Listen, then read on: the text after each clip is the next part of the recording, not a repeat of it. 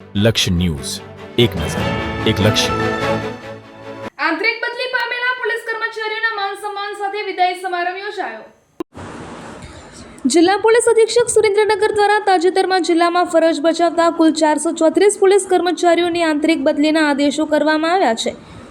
જેના અનુસંધાને થાનગઢ પોલીસ સ્ટેશનમાંથી અન્ય પોલીસ સ્ટેશનો ખાતે બદલી પામેલા પોલીસ કર્મચારીઓના માન સન્માન અને શુભેચ્છા વિદાય માટે ગઈકાલે વિશેષ કાર્યક્રમનું આયોજન કરવામાં આવ્યું હતું.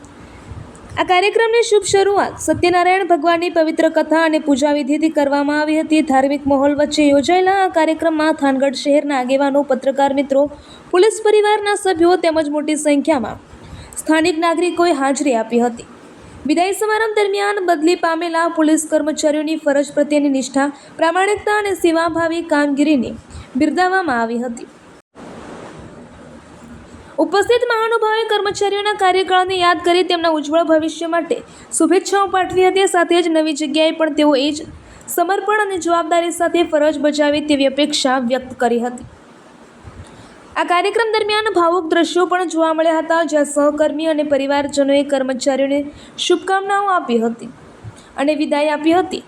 અંતે તમામ મહેમાનો, પોલીસ કર્મચારીઓ અને ઉપસ્થિત નાગરિકો માટે ભોજન પ્રસાદનું આયોજન કરવામાં આવ્યું હતું, જેમાં સૌએ સાથે મળી સ્નેહ અને સૌહાર્દનો સમય પસાર કર્યો હતો. સમગ્ર કાર્યક્રમ ભાવુક, યાદગાર અને સૌહાર્દપૂર્ણ વાતાવરણમાં સંપન્ન થયો હતો. રિપોર્ટર જયેશભાઈ મોરી.